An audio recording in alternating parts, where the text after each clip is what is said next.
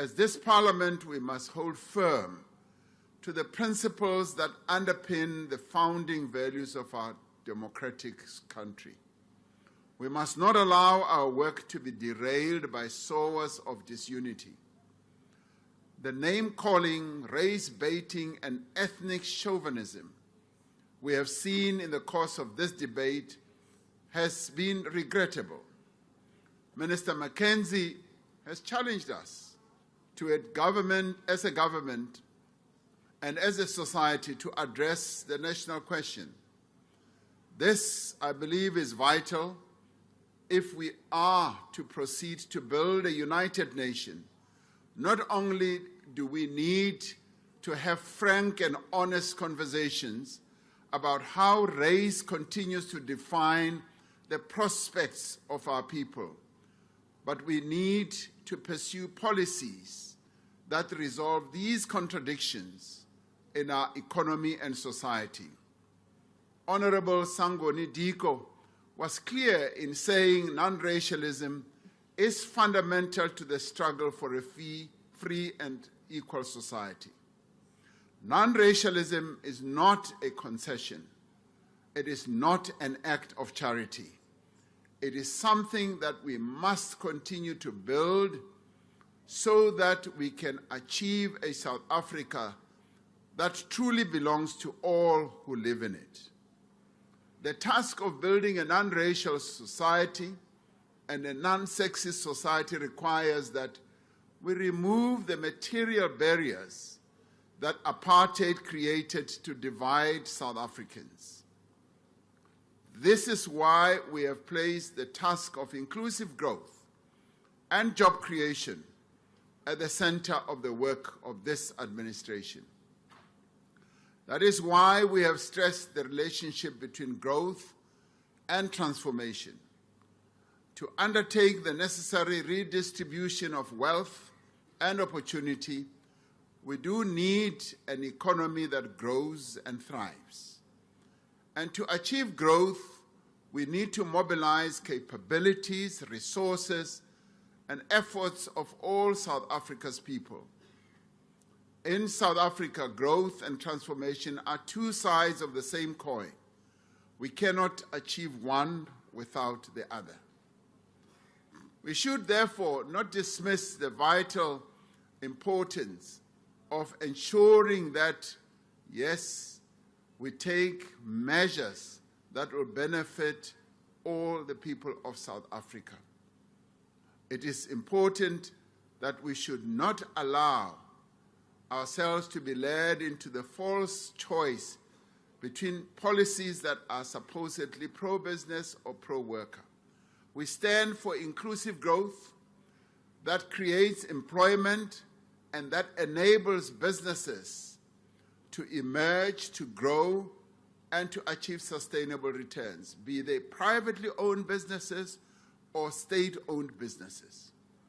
We agree with Deputy Minister Hendricks that the private sector needs to take on the responsibility of opening up opportunities for unemployed South Africans, and we have insisted that employment creation must be one of the pillars of our partnership with business.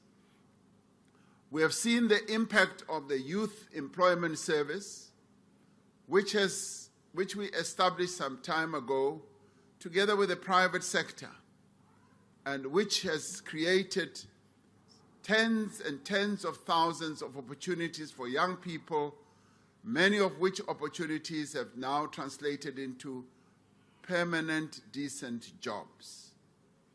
We appreciate the value and the necessity of public programs that create work and livelihood opportunities.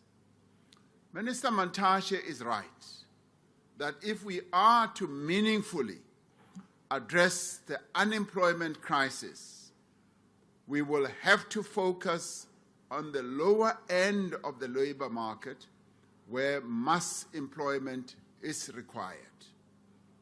This is where we need to place most of our focus on, because many of the people who are unemployed are those who are at the lower end of the labor market.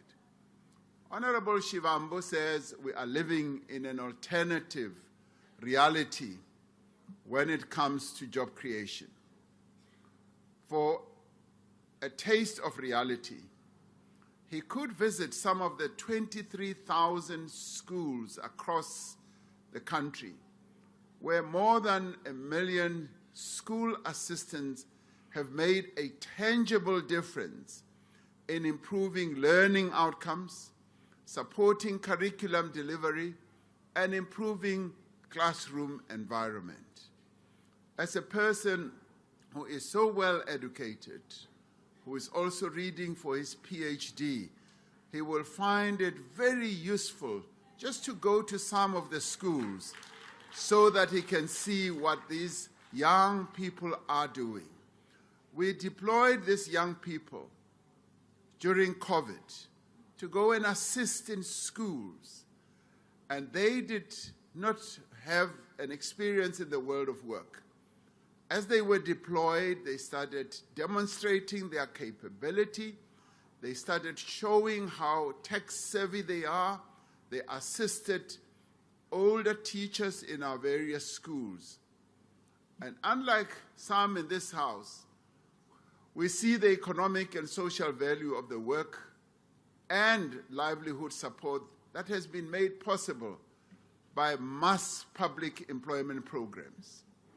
We see the impact of the 188,000 agricultural input vouchers that have been issued to small-scale farmers to expand their production and support food security.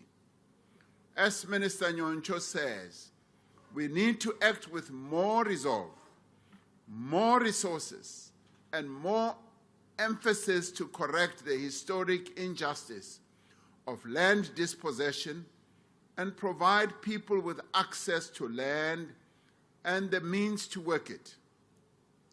We see the vital importance of the initiatives described by Premier Lessufi to provide finance, skills, technology, and infrastructure to grow township economies and create jobs.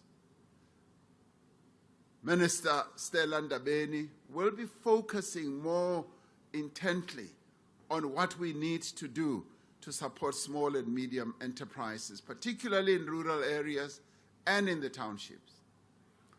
30 years ago, honorable members, at the summit of the Organization of African Unity, the forerunner of the African Union, our nation's founding father, Nelson Mandela, said, Africa shed her blood and surrendered the lives of her children so that all her children could be free. He continued to say, 1,000,000 times she put her hand to the plow that has now dug up the encrusted burden of oppression accumulated for centuries, close quotes. As this administration, we remain committed to a foreign relations policy and outlook that prioritizes the achievement of the African Union's Agenda 2063